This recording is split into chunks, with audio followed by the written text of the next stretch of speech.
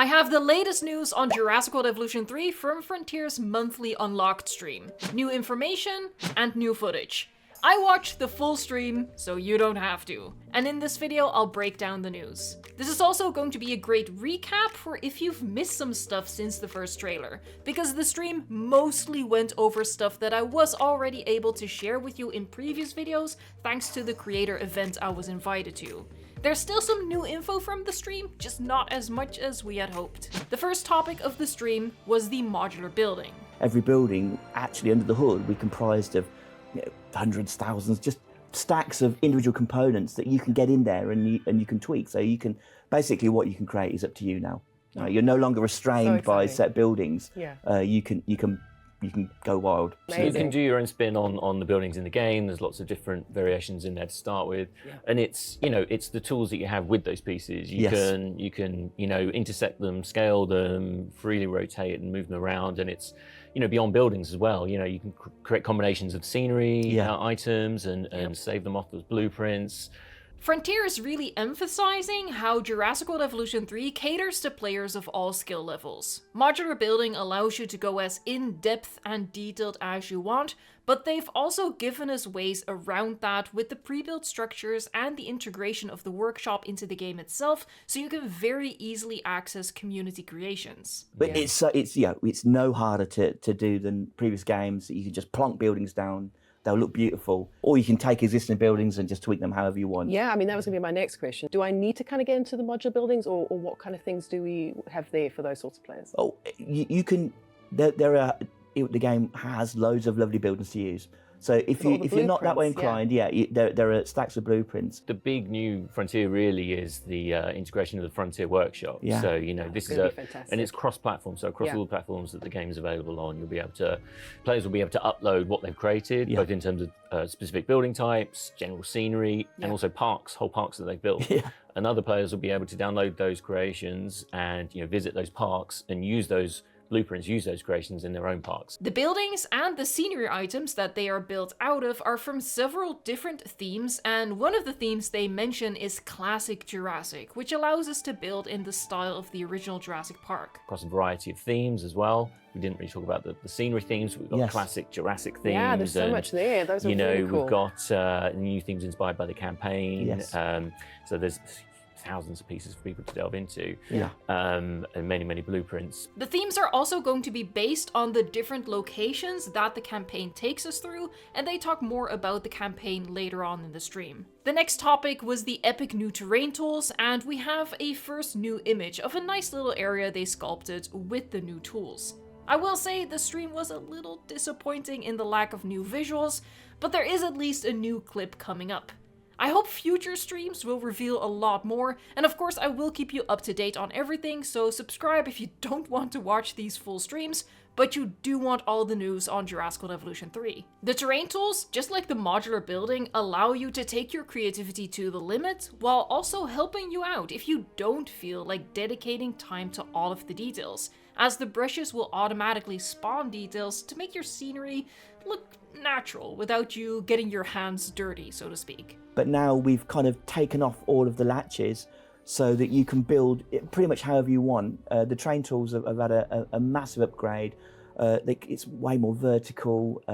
We've got these really cool brushes that do a lot of the heavy lifting artistically for you. You paint them down and they're filled with detail objects that our artists have carefully constructed. So even someone like me, it's very easy, very quickly to create something that's very, very pretty. The terrain can now also be used to contain dinosaurs. You can now use terrain in another interesting way. So you can actually use terrain and large scenery items to enclose dinosaurs. Yes. So, creating more naturalistic enclosures. Yes. The first bit of brand new and exciting information is that deep water can also be used as a barrier. So you can use that to enclose dinosaurs as well. Not all dinosaurs can swim. Not many can swim through deep water, so you can enclose them. So this does confirm that not all dinosaurs will be able to swim in the deep water. The semi-aquatics will be able to swim, and we've seen the tall Brachiosaurus, even its babies, traverse the water without issue. But there will be other species too short to walk through and unable to swim, for whom the water will serve as a hard barrier. While on one hand, I do think it's a bit of a shame not all dinosaurs will have swimming animations, I actually do like the trade-off here, being able to use deep water as the natural perimeter to an enclosure. This way you can build awesome huge habitats that look like one enclosure, but you can keep dinosaurs that can't mingle separated with a river of deep water, or even keep dinosaurs away from your guests by simply creating a moat. The stream then went on to baby dinosaurs. It's quite a privilege actually to be bringing juvenile versions of these dinosaurs that everyone loves to the world for the first time. You know, we've seen juveniles in the Jurassic movies and, you know, we've taken inspiration from those, but there's a huge amount of dinosaur species that we've not seen juveniles for in the Jurassic movies. So it's been a real journey of, you know, working with our partners at Universal, with you know, noted paleontologists, including Steve Brusate, who was a consultant on the movies as well, and you know, and concepting, iterating till we get these juveniles that, you know, as you say, they're just absolute wonderful to kind of watch. And this clip is the only new footage that was shown during the stream, unfortunately, but it does tell us some interesting new things about the game. For starters, what we are looking at here is the exit animation from the nest. As I talked about in my first video on the announcement trailer, baby dinosaurs will exit the nest with a set animation, much like the hatchery release animation for the adults that we're familiar with. So this is that animation for the T-Rex babies. If we look at the UI for a new baby dinosaur, we can see a countdown to maturation, and this answers two commonly asked questions. First of all, people were wondering if babies grow up at all, or if they will stay babies forever. Well, clearly, they do become adults after a certain amount of time, and I'd imagine different species age at different rates, with the T-Rex taking longer than a smaller dinosaur, similar to how incubation times in the hatchery currently vary. The other question this answers is whether babies will grow up seamlessly, like in Prehistoric Kingdom, where they gradually morph into adults, or suddenly, like Frontier's own Planet Zoo animals. The countdown very much suggests that it is a sudden growth. When the timer hits 0, your dinosaur will mature, presumably taking over into an adult model when you happen to not be looking at it. I know this isn't hard evidence yet, especially for the people who really want to hold on to the belief that seamless growth will be a thing, but at this point there's just too much suggesting the contrary. One sudden growth is how Frontier does it in Planet Zoo, so there's a precedent there.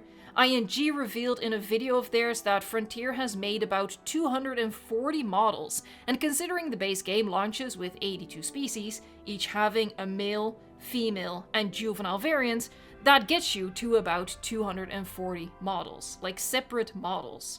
I also don't see any size differentiation in babies of one species in any of the footage we've seen so far, and now finally we have this countdown to maturation.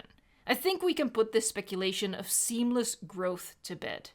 They had more to say about the different needs and new behaviors of our baby dinosaurs. We've got familial species and herd species and more solitary species. So the way that we had to do lots of changes to behaviours, make sure we have cool new juvenile specific behaviours, parents calling out to them, you know, following the parents, play chasing with each other. Like I say, they're very familial, they'll only stick with mum and dad. And other ones that are more gregarious, possibly even to their own detriment, because they might end up following dinosaurs that aren't quite as happy being followed by them. But there's a giant big structure underneath juveniles to support it. It's, yeah, they're not just a wonderful thing to look at. They add a new level of dynamism really to the game, a new level of challenge as to what you need to do to look after them. Well, for example, juveniles might have different paleo needs to adults. If you've got a brachiosaur, you know, with a great big long neck that normally feeds on high trees and leaves in trees. A juvenile brachiosaur, it's not quite as tall, might not be able to reach, so you need to make sure that you've got some ground leaves for it. And the same for some of the carnivores, some of the small carnivores when the juveniles, they can't really take down live prey, so you need to make sure they've got meat feeders. And again, social needs, some juveniles are happier when there's a bunch of them together, other ones, they need mum and dad around and they're going to get distressed if they're not. Yeah. So there's a whole bunch of these social dynamics going on. So each time you've got a new species that you want to breed, there's more things to consider, to look after. Yeah. But it's worth it because they bring you loads of cash. You'll be able to breed, hopefully breed all good traits into your dinosaurs, breed cosmetic colours, so you know, get kids that inherit the colours from and patterns from their parents. So there's loads to do. And So you have to make sure there. you can breed them, right? So Yes. you have to work with the fertility, graphs of certain dinosaurs. So high prestige, high appeal dinosaurs They can be a bit might be a finicky. little harder Yeah, to yeah. breed.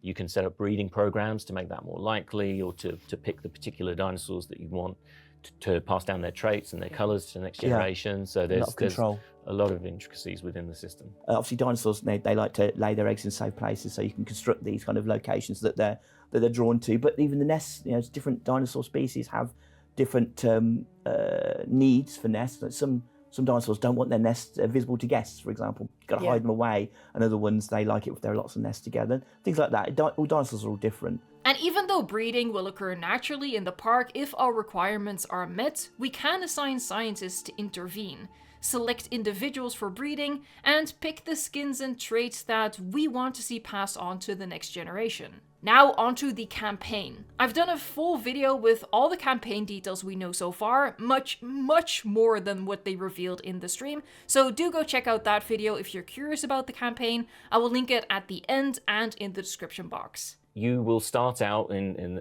North America. You're starting some sites there, but as the campaign opens up, you'll unlock new sites across East Asia and in Europe as well.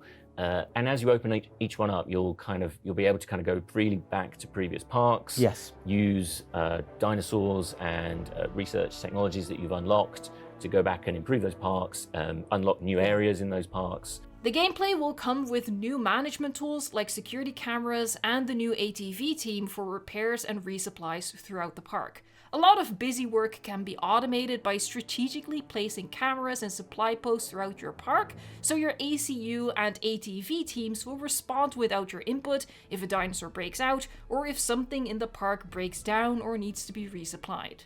The last bit of new information from the stream is about paths. Paths. We didn't even mention paths as well, like the paths that go to these Yes. attractions as well. We've got new path styles. We've got natural paths now, so you can again make your kind of park facilities kind of look more embedded with Even the more natural world. integrated, more organic. More yeah. plausible, yeah. Unfortunately, so far there is still nothing hinting at a much wanted overhaul of the path system that would allow for guest bridges and elevated walkways, one of my personal biggest wants for the game.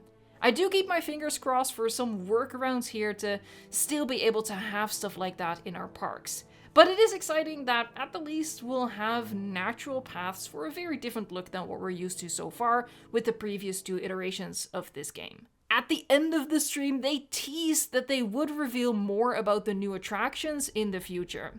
During the stream itself, they only briefly mentioned the hot air balloon tour and the petting zoo, which I've covered in the past videos. I'm antsy for them to hopefully soon reveal a river cruise attraction. I think they're really sitting on that for like a big reveal to create a lot of hype. And if you are as eager for more news on Jurassic World Evolution 3 as I am, subscribe to the channel and check out past videos if you haven't already, so you're all caught up. Thank you so much for watching, liking, subscribing, and until next time, stay tuned for more.